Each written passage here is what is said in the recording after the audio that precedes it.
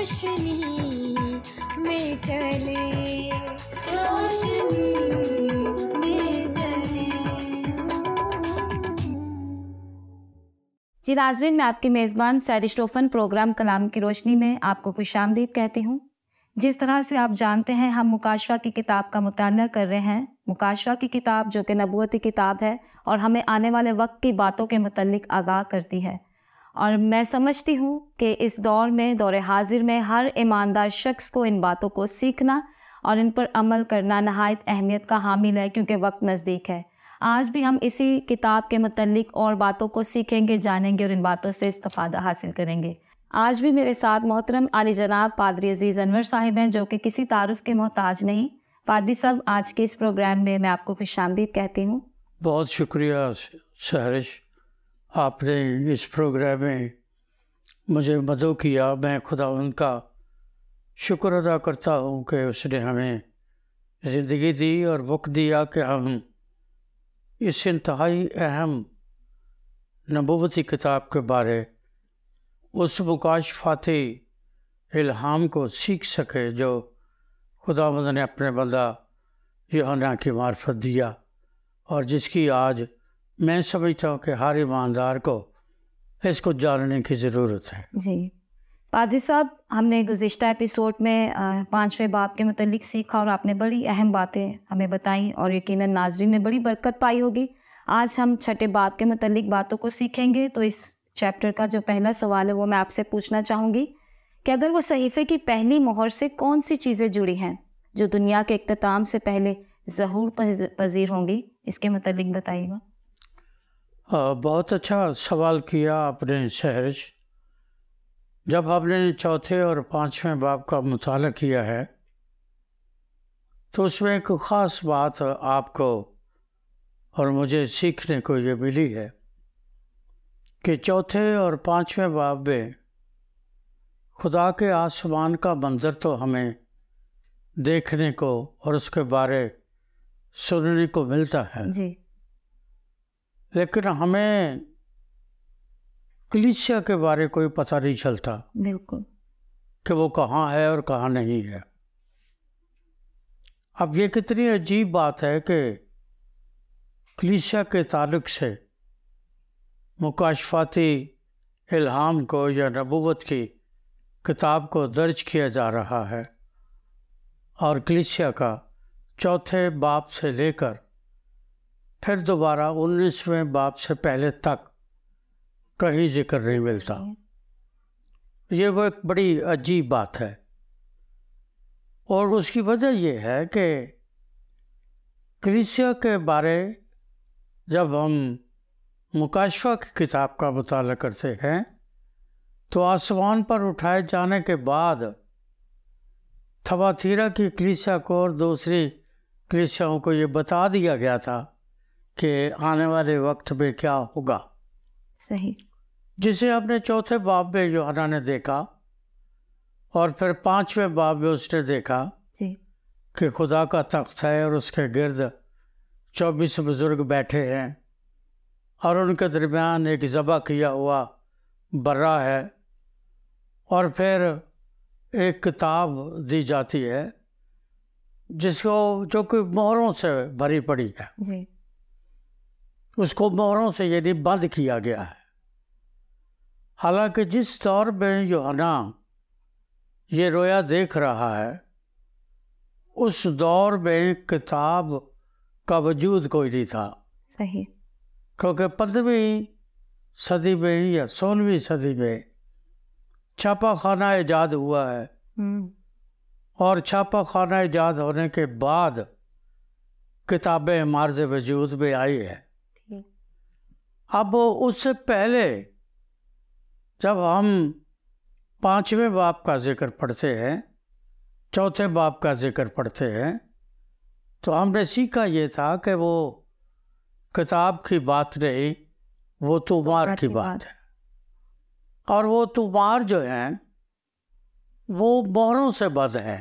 صحیح، کیوں بند ہے اس کی وجہ ہم نے پاک کلام میں سے یہ سیکھی تھی کہ عہد عتیق میں یہودیوں کے ہاں یا دیگر اقوام کے ہاں جب کوئی شخص کسی کو قرض دیتا تھا تو قرض ان تمہاروں پر لکھ دیا جاتا تھا اور پھر اس کو اندر باہر سے مہرے لگا کر بند کر دیا جاتا تھا۔ جب کوئی شخص اس قرض کو ادا کر دیتا تھا تو پھر ان مہروں کو بار بار ایک ایک کر کے کھول دیا جاتا، توڑا جاتا تھا یا کھولا جاتا تھا، صحیح، جس کو مقدس پالوس گلاطیوں کے خط میں بڑی واضح طور پر بیان کرتا ہے کہ وہ دستاویز، حکموں کے دستاویز وہ دستاویز جو ہمارے خلاف تھی، ہمارے نام پر تھے، اس نے ان کو کیلوں سے ٹانگ دیا۔ صحیح، اب اس بات میں اور اس بات میں ایک ہی بات ہے جس کو ہم کیلوں سے ٹانگنا کہہ لیں یا مکاشفہ میں ان مہروں کے توڑنے کا ذکر ہے۔ اور یہ جو مہرے توڑنے کا ذکر ہے یہ دراصل اس کی ایک اور وجہ بھی ہے جو کہ میں سمجھتا ہوں کہ ایمانداروں کو جاننی چاہیے۔ اب میں نے بتایا اور بائبل مقدس بتاتی ہے کہ تیسرے باب کے بعد کلیسیا کا کہیں ذکر نہیں، بالکل، چوتھے اور پانچویں باب میں آسمان کا ایک منظر ہے اور اس منظر کو دکھانے کے لیے بھی مقدس یوحنا کو کہا گیا کہ یہاں اوپر آ جا۔ پھر وہ اوپر جاتا ہے، صحیح، اور پھر اس منظر کو دیکھتا ہے۔ جی، چونکہ اسے کہا گیا ہے کہ ان سب باتوں کو لکھ لے، تو پھر اس کے لیے یہ لازم ہے کہ اس منظر کو لکھے، اور اس نے لکھا۔ اس نے خدا کے تخت کے بارے بتایا، صحیح، وہ کیسا ہے، اس کے ارد گرد 24 بزرگوں کے بارے بتایا، 4 جاندار، ان بزرگوں کے بارے ہم نے سیکھا، پھر بہت ساری باتیں جو ہم نے سیکھی۔ جی، میں سمجھتا ہوں کہ مکاشفہ کی جو کلیسیا کے آسمان پر اٹھائے جانے کے بعد جو مکاشفاتی عمل ہے جی، یا الہام ہے، وہ بتانے کے لیے چوتھے اور پانچویں باب میں یوحنا کو دکھایا گیا۔ صحیح، کیا دکھایا گیا؟ کہ اس کے بعد جو کچھ تو نے آسمان میں دیکھا ہے یہ اس لیے ہے تاکہ تو یہ جانے کہ زمین پر اب کیا ہونے والا ہے۔ صحیح، اس کو یہ بتانے کے لیے کہ زمین میں کیا ہونے والا ہے اس کو بتایا گیا، اور پھر اس کے سامنے مہریں کھولی گئی۔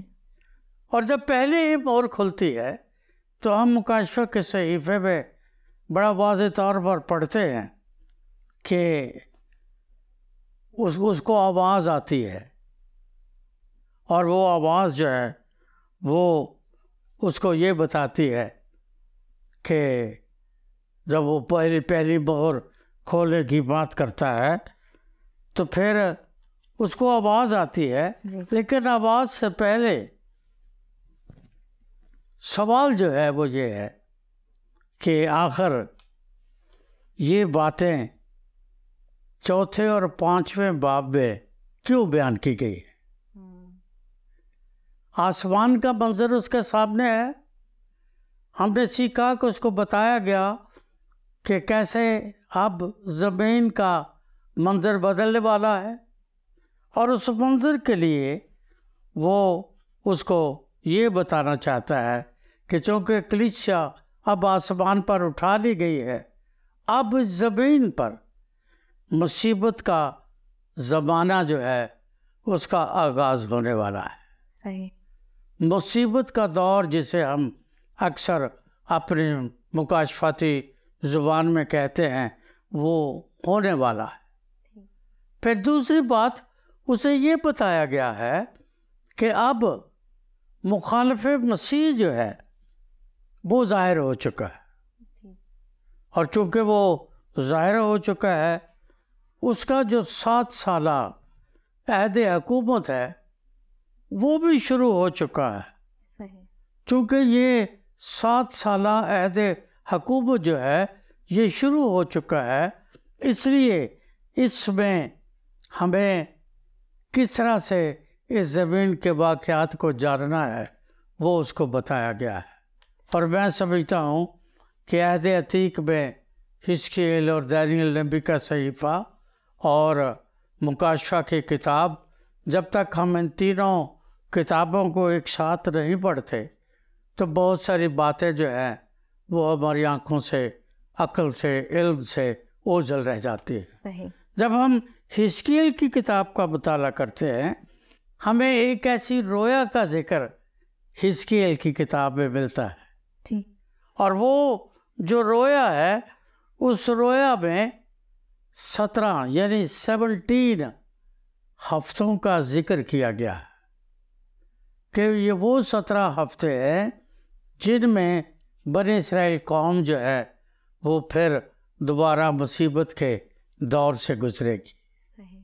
اور اس دور سے جو گزرنے کا ٹائم ہے اب اس 6 باب میں اس کا جو 7 سالوں کا دور ہے اس کا آغاز ہو چکا ہے، صحیح۔ کیونکہ یہ جو وہاں پر جن کا 70 سالوں کا ذکر ہے وہ 7 سال کا وہاں پر اس کو ہمیں سمجھنا چاہیے، اور پھر ان 7 سالوں کو مکاشفہ کی زبان میں 7 ہفتے سمجھنا چاہیے، ٹھیک۔ کیونکہ یہ ایک انتہائی غیر معمولی بات ہے کہ خدا بنی اسرائیل سے اس قدر پیار کرتا ہے، پر اس کے باوجود ان کے لیے اس کے پاس جب وہ گناہ کرتے ہیں، باغی ہو جاتے ہیں، تو غضب کے سوا کچھ نہیں، اور پھر وہ ان پر غضب ناک ہوتا ہے۔ لیکن یہاں جب ہم پڑھتے ہیں تو 6 باب میں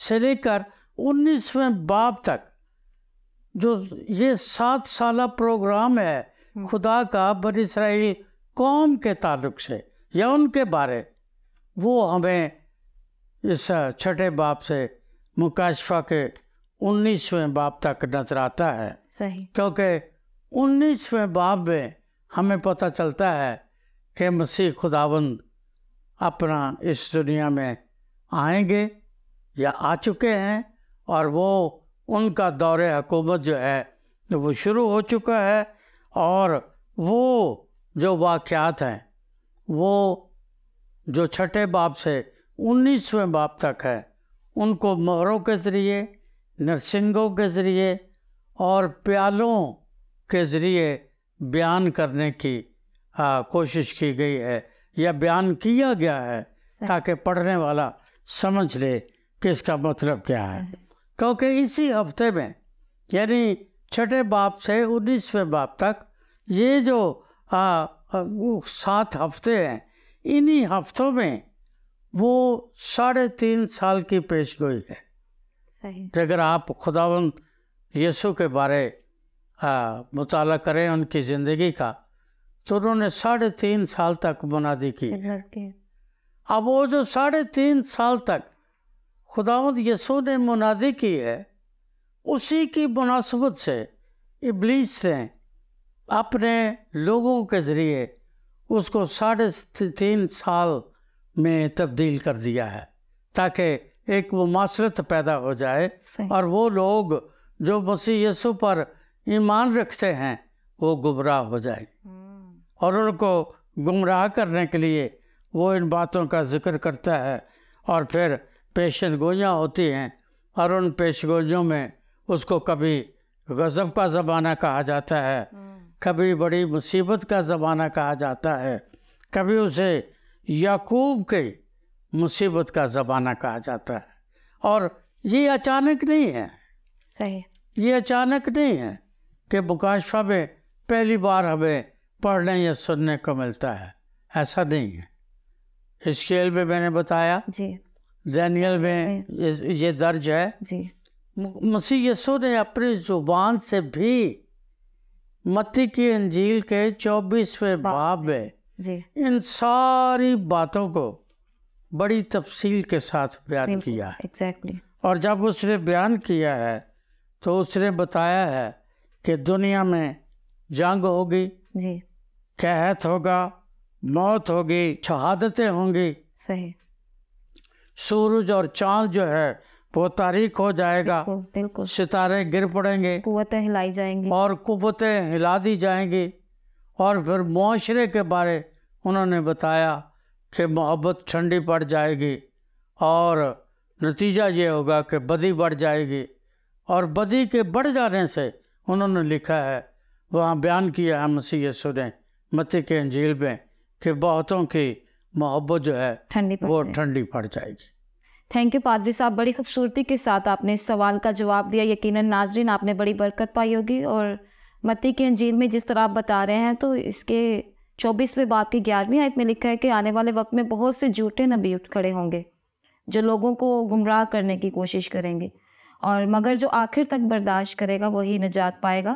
اگلا سوال آپ سے پوچھنا چاہوں گی کہ ہر صدی میں مسیحی کلیسیاؤں میں ایسے لوگ اٹھتے ہیں جو یہ دعویٰ کرتے ہیں کہ یہ صدی وہ صدی ہے جس کی بات مکاشفہ کی کتاب میں درج ہے کہ قیامت کا آغاز ہے، اور پھر لوگوں کو دعوت دی جاتی ہے کہ وہ دلکشی کر لیں. امریکہ میں، افریقہ میں بہت سے واقعات رونما ہو چکے ہیں. آپ اس سلسلے میں رہنمائی فرمائیں کہ مکاشفہ کے اس حصہ کی تفسیر کیسے کی جائے، اس کے متعلق بتائیں. اس حصہ کی تفسیر جو ہے وہ اگر ہم کرنا چاہیں تو چند الفاظ میں ممکن ہے. جی. مسیح یسوع نے کہا تھا کہ میرے آنے سے پہلے یہ واقعات ہوں گے. جی. اب اسی کے دور میں مسیح یسوع ابھی اس دنیا میں تھے. آسمان پر اٹھائے جانے سے پہلے جی بہت سارے لوگ کھڑے ہو گئے تھے جنہوں نے ان کی تعلیمات کے خلاف یا تعلیمات کے بالکل مماثلت میں، سملیرٹی میں انہوں نے بہت ساری باتیں کرنا شروع کر دی تھی. صحیح. اور یہ انہوں نے بتانا شروع کر دیا تھا کہ اب دنیا کا آخر ہو گیا ہے. جیسے 70 سالہ بنی اسرائیل قوم کی اسیری تھی. صحیح. اس کے بعد انہوں نے کہا کہ اب دنیا ختم ہو گئی ہے کیونکہ تمہارا یسوع تو آسمان پر اٹھا لیا گیا. اور پھر اس کے بعد انہوں نے ایسی تعلیمات دی جن کا ذکر پولوس اپنے خطوط میں کرتا ہے. صحیح. کہ ان تعلیمات کی روشنی میں پھر لوگوں نے وہ جو اپلائیڈ تھیالوجی والے ہیں جی. وہ تو یہ بھی بتاتے ہیں کہ لوگوں نے اپنی جائیدادیں بیچ کر، جو اعمال کی کتاب کے دوسرے باب میں پھر آگے اس کا ذکر ہے، تیسرے چوتھے میں حنانیہ سفیرہ کا 5ویں باب میں ذکر ہے. جی. تو اس طرح وہ کہتے ہیں یہ صرف اس لیے تھا کہ ان کو معلوم تھا کہ اب زمین پر خدا کی بادشاہی کا دور ختم ہو گیا. آسمان پر خدا کا جو بیٹا ہے، جو ایمان رکھتے تھے، وہ اٹھا لیا گیا ہے. اب زمین اس کے جلال اور اس کی بادشاہی سے خالی ہو گئی. اب یہ زمین جو ہے اب یہ مسیح یسوع کی بادشاہی نہیں ہے. اور پھر اسی دور میں گناسٹکزم، افکوری فرقے کے لوگ اور ان لوگوں نے لوگوں کو بتانا شروع کر دیا کہ اب مسیح یسوع کی بادشاہی کا جو ٹائم تھا، جو ٹیڈیور تھا، جو وقت تھا، جو بیعت تھی، وہ ختم ہو گئی. صحیح. اس لیے لوگوں نے اپنا سب کچھ بیچا. یہ دنیا کے جو اینٹی کرائسٹ ہیں یا اینٹی کرسچینٹی ہیں، جو رول قدس کے خلاف یا ابتدائی کلیسیا کے خلاف بے شمار باتیں اس وقت بھی کرتے تھے، وہ آج بھی کرتے ہیں، اور وہ ان باتوں کو ثبوت کے طور پر دیتے ہیں، حالانکہ ایسا نہیں ہے. صحیح. کیونکہ پاک کلام میں بالکل واضح طور پر لکھا ہے. فرشتوں نے ان کو کہا، اے گلیلی مردو، تم اس قدر حیران اور پریشان کیوں کھڑے ہو؟ جس یسوع کو تم نے آسمان پر جاتے ہوئے دیکھا ہے، وہاں لفظ لکھا ہے اسی یسوع کو تم آسمان سے آتے ہوئے دیکھو گے. مطلب یہ ہے کہ یسوع جب واپس آئے گا تو اس میں کوئی تبدیلی نہیں ہوگی، یہی والا یسوع ہوگا. صحیح. فرق صرف یہ ہوگا کہ اب وہ ایسے انسان کی صورت میں آیا ہے جو انسانوں کے درمیان رہا ہے، اور شکر ہے اس بات کا کہ عبرانیوں کے خط کا مصنف کہتا ہے وہ انسانوں کے درمیان رہا مگر بے گناہ رہا، ہماری طرح آزمایا گیا تو بھی بے گناہ رہا۔ صحیح۔ لیکن فرق صرف یہ ہے کہ اب جب وہ آئے گا تو یہی یسوع آئے گا، کوئی اور نہیں ہوگا، صحیح۔ کوئی اور تصویر نہیں ہوگی، کوئی اور شخص نہیں ہوگا، یہی یسوع ہوگا۔ لیکن جب آئے گا تو پھر اس وقت کے آنے میں اور جب وہ دوبارہ آئے گا اس کے آنے میں فرق ہوگا۔ تھینک یو پادری صاحب۔ دوبارہ اپنے سوال کی طرف آؤں گی، مہروں کی طرف آئیں گے، ہم مہروں کے متعلق بات کر رہے تھے۔ تو تیسرا سوال آپ سے پوچھنا چاہوں گی کہ ہر مہر کا ایک جیتی جان سے تعلق کیوں ہے؟ کیونکہ ہر مرتبہ جب مہر کھلی جاتی ہے تو ایک آواز سنائی دیتی ہے، تو اس کے متعلق آپ بتائیں۔ ہاں، جب ہم چھٹے باب کا مطالعہ شروع ہی کرتے ہیں تو اس چھٹے باب میں 7 مہروں کا ذکر ہے، جن میں سے 4 مہریں جو ہیں وہ 4 جانداروں جی، اور گھوڑوں کے تعلق سے، صحیح۔ ان میں جانداروں اور گھوڑوں کا ذکر ہے۔ لیکن آخری 3 جو مہریں ہیں ان مہروں میں نہ تو جانداروں کا ذکر ہے، صحیح، نہ ہی گھوڑوں کا ذکر ہے۔ تو وہ جو چھٹی مہر ہے وہ جب کھلتی ہے تو یاد رکھنا چاہیے کہ 6 کا عدد یہودی علم جعفر یا علم العداد میں انسان کا عدد عادت ہے۔ چونکہ وہ انسان کا عدد ہے، جی، اس لیے سب سے پہلی بات سیکھنے کی یہ ہے کہ ان 7 کی 7 یا 6 کی 6 مہروں کو کھولنے والا سوائے مسیح یسوع کے اور کوئی نہیں۔ کوئی نہیں۔ یہ اختیار مسیح یسوع کا ہے اور وہی ان مہروں کو کھول رہا ہے کیونکہ وہ ذبح کیا ہوا برا ہے۔ وہ وہاں موجود ہے جب یوحنا آسمان کا منظر دیکھتا ہے، صحیح، اس منظر میں اسے جو ذبح کیا ہوا برا نظر آتا ہے وہی ان مہروں کو کھولتا ہے، اور وہ مسیح یسوع ہے۔ جی، اس لیے مسیح یسوع کے سوا اور کوئی ان مہروں کو نہیں کھولتا۔ صحیح، اس کی وجہ کیا ہے؟ اس کی وجہ یہ ہے کہ مسیح یسوع وہ واحد ہستی ہیں جو ایک ہی وقت میں کامل انسان بھی ہیں کامل خدا۔ اور کامل خدا بھی ہے۔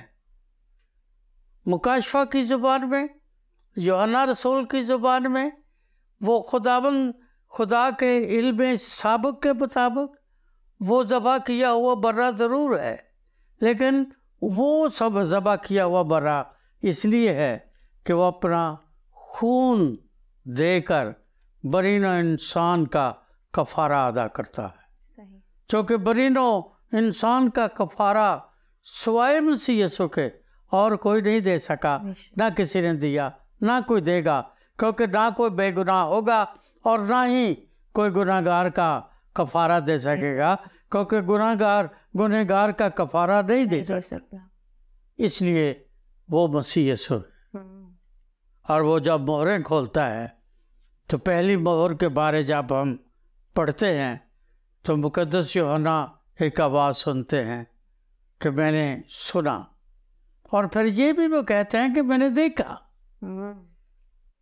اب سننا اور دیکھنا 2 الگ الگ باتیں ہیں، لیکن دونوں سے ایک بات تو ثابت ہوتی ہے، اور وہ بات یہ ہے کہ جو کچھ یوحنا اس چھٹے باب میں یا پورے مکاشفہ کی کتاب میں جو کچھ وہ لکھ رہے ہیں وہ کوئی فینٹیسی نہیں ہے، صحیح، کوئی الف لیلوی کہانی نہیں ہے، کسی مسیحی ایماندار یا کسی سائیکیٹرسٹ کا یا کسی عالم کا گھڑا ہوا سوال نہیں۔ صفا نہیں۔ آج تک لوگوں نے بڑے سوال کیے ہیں مسیح یسوع کی ذات پر، شاگردوں کی ذات پر، खुदा के कलाम की हक्कानियत पर, ऑथेंटिसिटी पर ये साबित करता है कि उनके सवाल बेबुनियाद और लघु है, क्योंकि उसने कहा मैंने सुना और मैंने देखा, यानी मुक़द्दस यूहन्ना रसूल इन तमाम वाक़यात का जो होने को है उनका चश्मदीद गवाह है, और बतौर चश्मदीद गवाह उसकी गवाही सच्ची है, जिसको दुनिया के लोग जो मर्जी कहे, जिस किस्म की मर्जी दलीलें दे ले या वो रिबॉर्टल्स गढ़ ले, यीशु की गवाही सच्ची है। और वो गवाही ये है कि वो कहता है मैंने सुना और मैंने देखा। और क्या देखा कि उसने एक सफ़ेद घोड़ा देखा। सबसे पहले जिस घोड़े का जिक्र है उसका रंग सफ़ेद है, उस पर जो सवार बैठा हुआ है उसके हाथ में कमान तो है, पर उस कमान में तीर नहीं जी। अगर आप मुकाशवा के इस छठे बाब की इस बात को पढ़े, वो सफ़ेद घोड़े वाला जो शख्स निकला है उसके हाथ में कमान है, तीर नहीं, पर तीर नहीं। इसका मतलब ये है कि वो कोई जंगी मर्द नहीं है। सही। अगर जंगी मर्द होगा तो फिर उसके पास तीर भी होगा जी। उसके पास कमान है, और कमान जो है वो सिंबलाइज करती है डिसिप्लिन को। सही। ये जो सवार है ये दुनिया में अमन और डिसिप्लिन को लेकर आ रहा है जी। इसलिए जब हम उसके बारे पढ़ते हैं तो हमें ये याद रखना चाहिए कि ये जंगजू आदमी नहीं है। सही। ज़करिया के सहीफे में इन 4 रथों का जिक्र है जी। और जब हम उन 4 रथों का मुताला करते हैं तो फिर इन 4 घोड़ों के बारे सीखना इंतहाई आसान हो जाता है जी। थैंक यू पादरी साहब, बड़ी खूबसूरती के साथ आपने इस सवाल का जवाब दिया। यकीनन नाजरीन, आज के इस एपिसोड में आपने बड़ी बरकत पाई होगी। बातें तो और भी बहुत सी हैं, लेकिन वक्त हमें इजाज़त नहीं दे रहा। जिस तरह पास्टर जी ने बताया कि वक्त नज़दीक है, और जो सफ़ेद घोड़े के मुतालिक थोड़ा सा भी बताया भी, आगे आने वाले एपिसोड में और सीखेंगे कि जैसे वो डिसिप्लिन और अमन को लेकर आ रहा है। तो मेरे दिल में एक बात आ रही थी, थस्सलुनीकियों की किताब में लिखा है, जिस वक्त लोग कहते होंगे कि सलामती और अमन है, उस वक्त उस पर इस तरह नागाह हलाकत आएगी। तो बस हमें होशियार और बेदार होने की ज़रूरत है। तो आज के इस एपिसोड में मुझे और पादरी साहब को इजाज़त दें। खुदा हाफिज़। आओ हम खुदावंद की रोशनी में चले, रोशनी